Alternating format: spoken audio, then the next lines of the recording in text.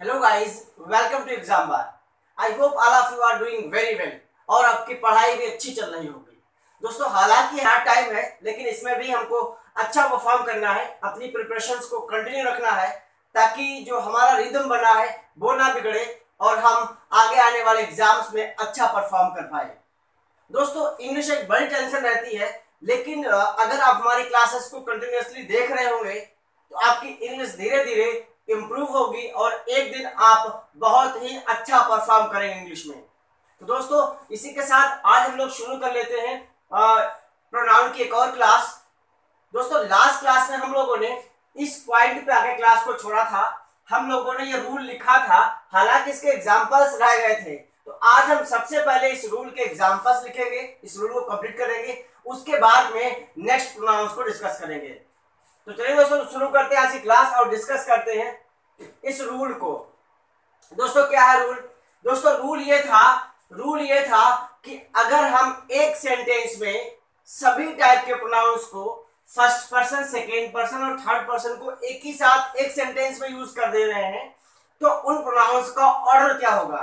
तो दोस्तों, वो ऑर्डर होगा 2, 3, 1। सभी पॉजिटिव सेंस दे रहे हैं, सेंटेंस पॉजिटिव मीनिंग दे रहा है, अच्छा मीनिंग दे रहा है। तो सबसे पहले हम सेकेंड पर्सन को यूज करेंगे, फिर हम थर्ड पर्सन को किसी को यूज करेंगे और फिर हम फर्स्ट पर्सन से जो भी है वो यूज करेंगे।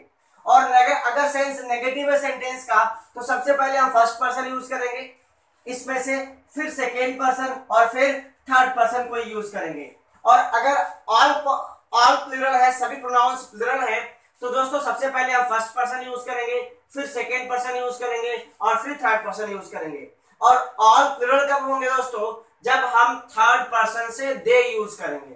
क्या यूज करेंगे दोस्तों? थर्ड पर्सन से दे, क्योंकि ही, शी, इट ये सिंगुलर है। तो ये तो बात आप पहले से ही जानते होंगे। तो चलिए दोस्तों, इस रूल के लेते हैं कुछ एग्जांपल्स और देखते हैं क्या इनको कैसे हम लोग यूज करते हैं। तो दोस्तों, मैंने पहला एग्जांपल लिखा I, he and you. I, he and you have cheated him. दोस्तों, मैंने ये सेंटेंस लिखा I, he and you have cheated him means मैंने, उसने और आपने मिलके उसको चीट किया है। अब दोस्तों, चीट करने का मतलब हुआ किसी को ठगना, और दोस्तों ये नेगेटिव मीनिंग दे रहा है। कैसा मीनिंग दे रहा है दोस्तों? ये नेगेटिव सेंस में जा रहा है, और जब सेंस नेगेटिव होगा दोस्तों तो हम क्या यूज करेंगे? तो हम यूज करेंगे 1, 2, 3। सबसे पहले फर्स्ट पर्सन, उसके बाद में सेकेंड पर्सन और फिर थर्ड पर्सन। कौन सा पर्सन? Third person. तो क्या इस ऑर्डर में है ये? फर्स्ट पर्सन बिल्कुल सही है, फिर सेकेंड पर्सन हमको चाहिए, वो नहीं है, फिर हमने थर्ड पर्सन यूज कर लिया। तो दोस्तों, अब इस तरीके से ये सेंटेंस हुआ गलत। इसको हमें क्या लिखना पड़ेगा? इसको हमें लिखना पड़ेगा सबसे पहले I और उसके बाद में सेकेंड पर्सन क्या है? यू, I, you, और फिर क्या लिखना पड़ेगा? And he, I, you and he। अब दोस्तों ये सीक्वेंस बना I, you and he, first person, second person और थर्ड पर्सन। सेंटेंस का सेंस नेगेटिव जा रहा है, इसीलिए फर्स्ट, सेकेंड, थर्ड पर्सन को हमने सीरियल में अरेंज किया है। तो दोस्तों, उम्मीद करता हूं ये बात आपको समझ में आई होगी। दोस्तों, देखते हैं एक और सेंटेंस। दूसरा सेंटेंस क्या दोस्तों? देखिए, I, you and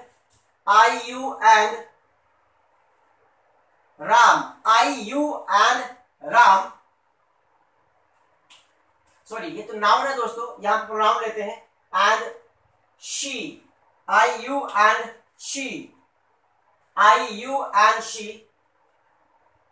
have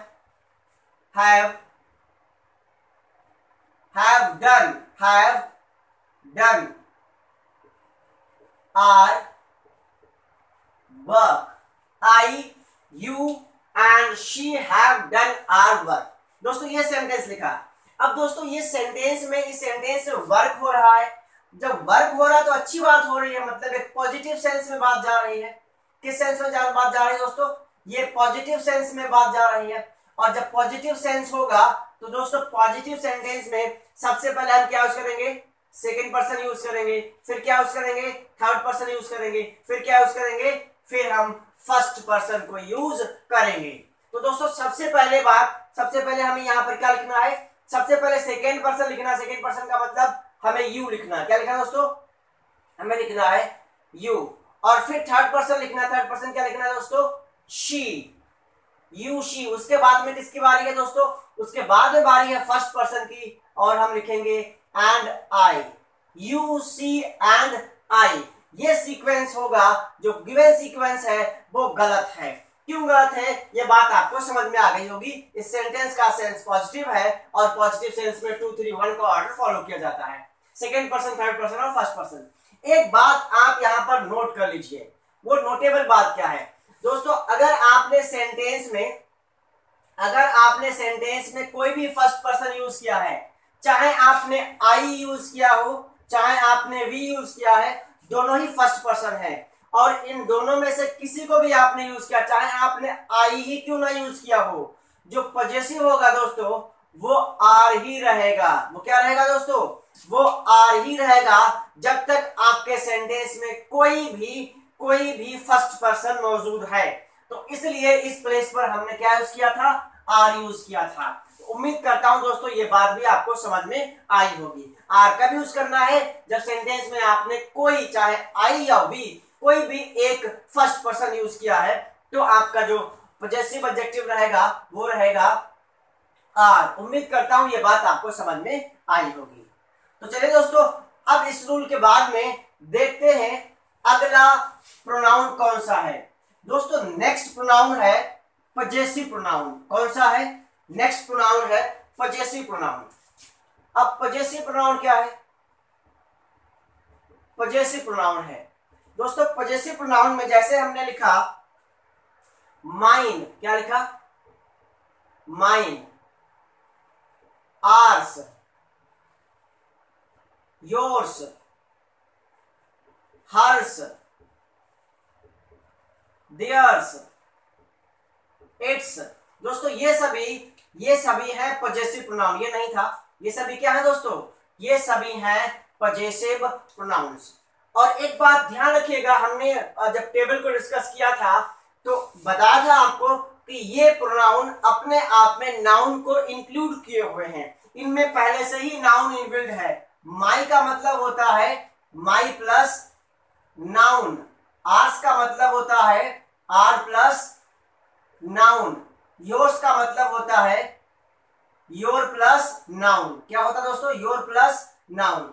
तो इसी तरीके से हर्ष और देयर्स का मतलब भी होता है, इनके साथ में नाउन इनबिल्ड है। अच्छा, अब जरा आप लॉजिकली बात समझिएगा दोस्तों, जब इनके पास में नाउन है, ये इनके पास में जब नाउन है तो ऑब्वियस सी बात है ये सब्जेक्ट का भी रोल कर सकते हैं और ऑब्जेक्ट का भी रोल कर सकते हैं।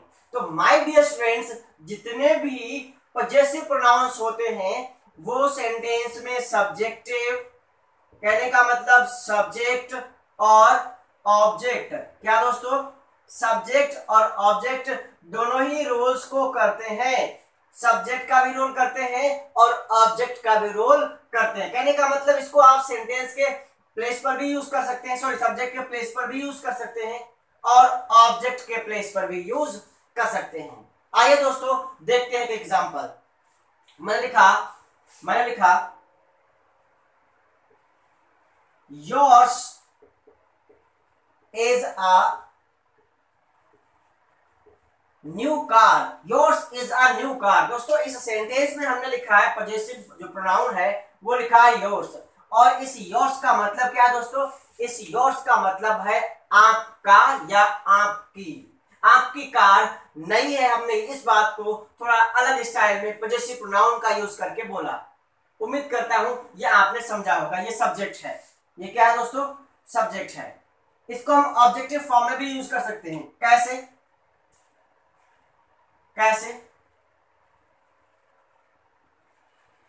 This is not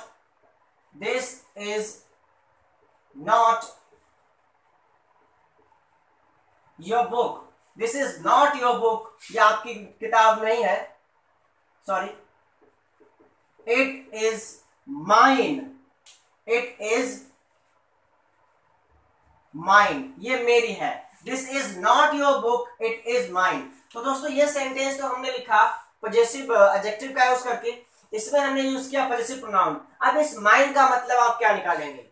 दोस्तों हम बुक के बारे में बात कर रहे थे, तो इस माइन का मतलब है मेरी बुक है। माइन का मतलब क्या दोस्तों? मेरी बुक है। तो इस तरीके से इस प्लेस पर ये सेंटेंस में ऑब्जेक्ट का रोल कर रहा है। किसका रोल कर रहा है दोस्तों? ऑब्जेक्ट का रोल कर रहा है। और इस प्लेस पर पॉजेसिव प्रोनाउन सब्जेक्ट का रोल कर रहा है। दोस्तों यहां से बस इतना ही समझिए, क्योंकि यहां से कंपटीशन में क्वेश्चंस नहीं बनते हैं। ये मैंने आपको सिर्फ नॉलेज पर्पस के लिए बताया है, ताकि आपको ये चीज भी समझ में आ जाए और आप ये ना सोचें कि इसको छोड़ दिया। बस इसलिए हमने इसको डिस्कस किया है छोटे से, मींस बिल्कुल शॉर्ट टाइम में, क्योंकि ये एग्जाम्स में नहीं आता है। दोस्तों अगला जो प्रोनाउन है दैट इज मोस्ट इंपॉर्टेंट, बहुत ही ज्यादा इंपॉर्टेंट प्रोनाउन है, और वो है रिलेटिव प्रोनाउन। क्या दोस्तों? वो रिलेटिव प्रोनाउन है। दोस्तों ये एक ऐसा प्रोनाउन है जो बहुत ही ज्यादा important, it is very important pronoun, बहुत ही इंपॉर्टेंट प्रोनाउन है। तो सबसे पहले हम समझ लेते हैं रिलेटिव प्रोनाउन है क्या। सबसे पहले हम समझते हैं दोस्तों, रिलेटिव प्रोनाउन वो प्रोनाउन है, वो क्वेश्चन वर्ड है जिसको हम सेंटेंस के बीच में दो सेंटेंसेस को ज्वाइन करने के लिए यूज करते हैं, और वो किसी नाउन के लिए यूज होता है। दोस्तों आइए देखते हैं। हमने लिखा he is the boy, he is the boy,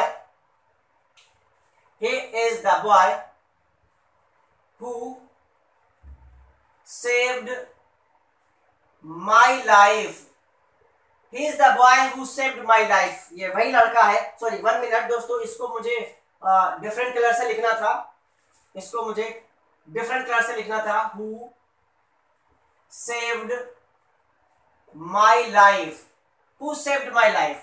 दोस्तों एक और देखते हैं, हमने लिखा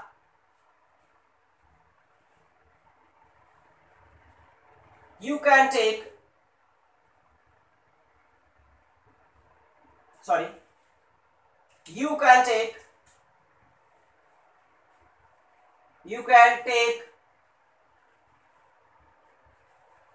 anything, you can take anything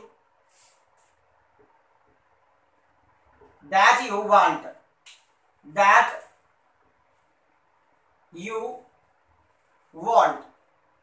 एक दूसरा सेंटेंस हो गया। दोस्तों एक सेंटेंस और लेते हैं, हमने लिखा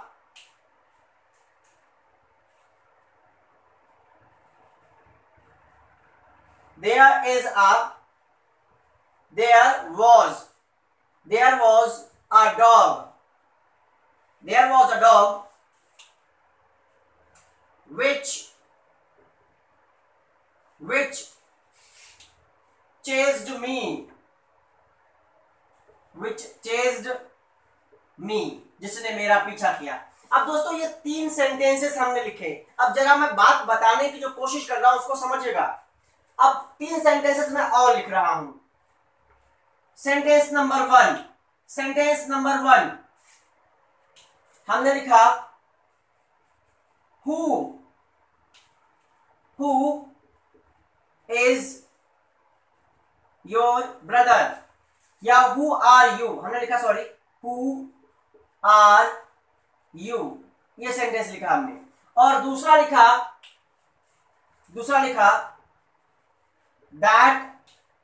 that is my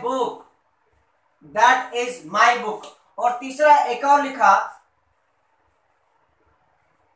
which is your house, अब दोस्तों मैं इन सेंटेंसेस में जो बात बताने की कोशिश कर रहा हूं उस बात को समझिएगा। मैं क्या बताने की कोशिश कर रहा हूं? which is your house. ये सेंटेंस मैंने लिखा, ये सेंटेंस लिखा दोस्तों। अब सेम वर्ड हमने हु यूज किया, दैट यूज किया, विच यूज किया, विच यूज किया। अब दोनों में डिफरेंस क्या है दोस्तों? इस प्लेस पर हमने हु को सेंटेंस के बीच में यूज किया है, दैट को सेंटेंस के बीच में यूज किया है, विच को भी सेंटेंस के बीच में यूज किया है। और इस प्लेस पर हम इसको स्टार्टिंग में यूज कर रहे हैं, इसको भी स्टार्टिंग में यूज कर रहे हैं, इसको भी स्टार्टिंग में यूज कर रहे हैं। और दूसरी तरफ ये हु का मतलब बॉय है, दैट का मतलब कोई भी चीज है, और विच का मतलब इस डॉग से ले रहे हैं हम। तो कहने का मतलब इस प्लेस पर हु बॉय के लिए यूज किया गया है, इस प्लेस पर दैट किसी चीज के लिए यूज किया गया है, और इस प्लेस पर विच किसी कुत्ते के लिए यूज किया गया, डॉग के लिए यूज किया गया। तो कहने का मतलब ये वर्ड्स नाउन को रिप्लेस कर रहे हैं, और जबकि इनसे हम कोई क्वेश्चन पूछ रहे हैं, इनके साथ में कोई नाउन नहीं है। तो दोस्तों जिन वर्ड से हम क्वेश्चन पूछते हैं, क्या पूछते हैं? जिनसे हम कोई क्वेश्चन पूछते हैं, ऐसे वर्ड बाई स्पेलिंग सेम है, लेकिन इस प्लेस पर ये रिलेटिव प्रोनाउन नहीं है, ये है क्वेश्चन वाले या इंटरोगेटिव। क्या दोस्तों? ये इंटरोगेटिव एडवर्ब्स हैं। ये क्या दोस्तों? इंटरोगेटिव एडवर्ब्स हैं। तो ये डिफरेंस मैं इसलिए बता रहा हूं ताकि आपको रिलेटिव प्रोनाउन और इंटरोगेटिव एडवर्ब्स में डिफरेंस पता हो, ताकि आप उसको बहुत अच्छे से सही से यूज कर पाए। तो दोस्तों ये है आरपी, इसका मतलब रिलेटिव प्रोनाउन। ये क्या दोस्तों? ये सभी है रिलेटिव प्रोनाउन। ये सभी क्या है दोस्तों? ये सभी है रिलेटिव प्रोनाउन, क्योंकि इनको हम नाउन के लिए यूज कर रहे हैं। तो चलिए दोस्तों, अब आपको ये बात अच्छे से समझ में आ गई होगी। तो अब हम इससे जुड़ी हुई और भी चीजों को समझ लेते हैं, फिर हम आएंगे इनके ये कितने हैं और इनमें क्या क्या रूल्स लगते हैं। तो दोस्तों उससे पहले मैं आपको बहुत ही इंपॉर्टेंट बात बता दूं, इस बात को आप कहीं पर नोट डाउन जरूर करिएगा और रिवाइज भी करिएगा। दोस्तों जो हु है वो है रिलेटिव प्रोनाउन। वो क्या है? ये रिलेटिव प्रोनाउन है। ये क्या है दोस्तों? ये रिलेटिव प्रोनाउन है। ठीक है। अच्छा, अब जिसके लिए हमने हु यूज किया है, हु हमने किसके लिए यूज किया दोस्तों? हु हमने यूज किया बॉय के लिए। तो इस नाउन को जिसके लिए हम रिलेटिव प्रोनाउन यूज कर रहे हैं बोलते हैं एंटीसीडेंट। क्या बोलते हैं दोस्तों? एंटीसीडेंट। तो जो नाउन जिसके लिए आप रिलेटिव प्रोनाउन यूज कर रहे हैं उसको एंटीसीडेंट बोलते हैं। और हु क्या है? हु रिलेटिव प्रोनाउन है। अगर आपने हु यूज किया है तो जो इसके बाद में वर्ब होती है, क्या होती है दोस्तों? ये वर्ब है। ये वर्ब इस सब्जेक्ट की है। किसकी है? इस सब्जेक्ट की है। और हु के केस में ये वर्ब इस नाउन के या इस एंटीसीडेंट के अकॉर्डिंग यूज होती है। तो उम्मीद करता हूं दोस्तों ये बात आपको बहुत अच्छे से क्लियर हो गई होगी। एक बार मैं फिर से बता दूं, इस वर्ड को हम क्या बोलेंगे? Relative pronoun. क्या बोलेंगे? Relative pronoun. और भी कौन से रिलेटिव प्रोनाउन है दोस्तों? Who, whom, whose, which, that, what, etc. All these are relative pronouns. ये सारे वर्ड रिलेटिव प्रोनाउंस हैं। ये सारे वर्ड कैसे हैं? ये सारे के सारे वर्ड्स रिलेटिव प्रोनाउन हैं और इनको हम ऐसे ही केसेस में बना के यूज करते हैं। तो इसको हमने बोला रिलेटिव प्रोनाउन, और इस नाउन को हमने बोला इसका एंटीसीडेंट, और इसके बाद में जो वर्ब यूज किया वो हमने इस बॉय के अकॉर्डिंग यूज किया है, इसके ही अकॉर्डिंग यूज होगा। तो उम्मीद करता हूं दोस्तों ये बात आपको समझ में आई होगी। अब इसके बाद इसके जो रूल्स बनते हैं उनको हम लोग नेक्स्ट क्लास में डिस्कस करेंगे। तब तक के लिए आप एक बार प्रोनाउन को जरूर पढ़िएगा। और एक क्वेश्चन मैं आपको दे रहा हूं। हमने लिखा which is your friend। which is your friend एक सेंटेंस हुआ। और दूसरा लिखा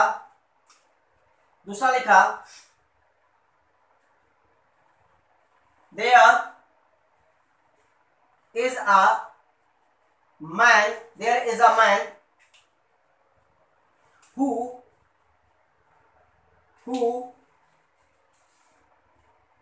is dancing, who is dancing on the road, on the road। दोस्तों आपको बिल्कुल एक सिंपल से आंसर देने हैं दो, आपको बताना है इस प्लेस पर विच क्या है और इस प्लेस पर ये हु क्या है।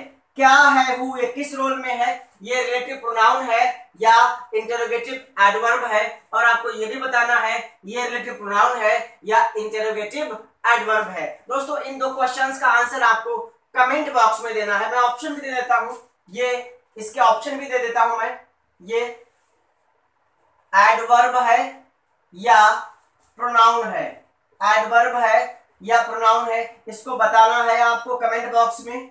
इसको भी ये एडवर्ब है या प्रोनाउन है, इसको भी आपको कमेंट बॉक्स में बताना है। तो ये दो छोटे छोटे आंसर्स आपको कमेंट बॉक्स में बताने हैं दोस्तों।